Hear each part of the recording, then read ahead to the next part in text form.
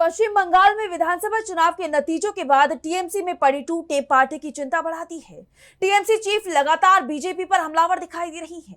BJP पर party के खिलाफ बड़ी साजिश रचने का आरोप लगा रही हैं। इस बीच बागी नेताओं की मुश्किलें बढ़ती दिखाई दे रही हैं। ममता बनर्जी ने बड़ा दांव खेला है।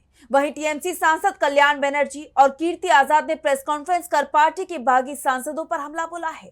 तो क्या दांव खेला है ममता बनर्जी ने और इसका कितना होगा असर, आइए इसकी चर्चा करते हैं। तो पश्चिम बंगाल में टीएमसी में हुई बगावत के बीच सुप्रीमो ममता बनर्जी ने बड़ा दांव खेला है।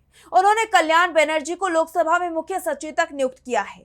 ममता बनर्जी ने लोकसभा अध्यक्ष ओम बिरला को पत्र लिखकर इस बारे में सूचित किया है कि कल्याण बनर्जी को तत्काल प्रभाव से टीएमसी का मुख्य सचेतक नियुक्त कर दिया गया है।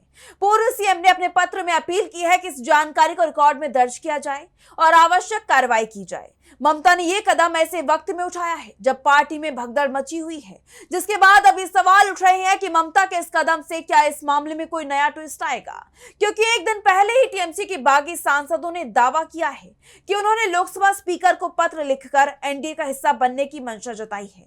इन लोगों ने काकोली घोष दस्तीदार को अपना चीफ व्हिप चुना था। इस बीच बागी नेताओं पर टीएमसी नेता भड़क उठे हैं। उन्होंने बागियों पर जोरदार हमला बोला है। टीएमसी सांसद कल्याण बनर्जी और कीर्ति आजाद ने प्रेस कॉन्फ्रेंस कर पार्टी के बागी सांसदों को आड़े हाथों लिया। उन्होंने बागी सांसदों को गद्दार और भगोड़ा बताया। इसके साथ ही उन्होंने बीजेपी पर गंभीर आरोप लगाए।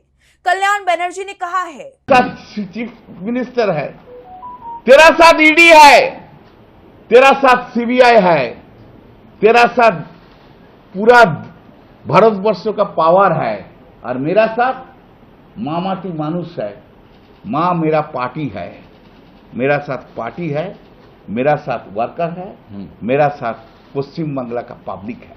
इतना ही नहीं, कल्याण बनर्जी ने आरोप लगाया कि 32 लाख वोट से सिर्फ हमें हराया गया, हम हारे नहीं।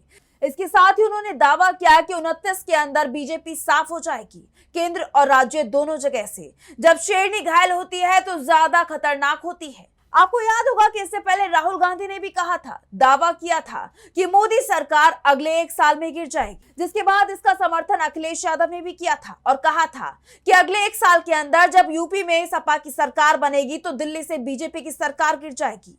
और अब टीएमसी की तरफ से भी यही दावा किया जा रहा है, जिसने सियासत में खलबली मचा दी है। तो वही टीएमसी सांसद कीर्ति आजाद ने भी बड़ा बयान दिया है और कहा है कि हमारे 29 नेता मां, माटी और मानुष के नाम पर चुनाव जीते और सांसद बने। मैं इन गद्दारों से जानना चाहता हूं कि चुनाव के बाद आपने अपनी परेशानियों के बारे में क्यों बात की, पहले क्यों नहीं की।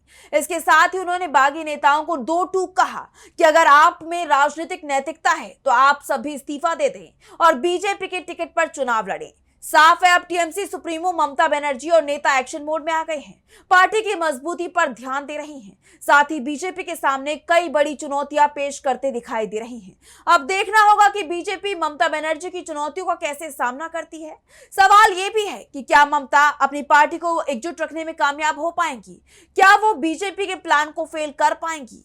ऐसे में सभी की नजरें पश्चिम बंगाल पर टिकी हैं कि आखिर बंगाल में आगे क्या कुछ होने वाला है। हमारे चैनल से जुड़े रहने के लिए YouTube पर टाइप करें DB लाइव, सब्सक्राइब बटन को क्लिक करें और बेल आइकन को दबाना न भूलें ताकि खबरें आप तक पहुंचती रहें। देखते रहिए DB लाइव, क्योंकि यहाँ हैं खबरें लगातार।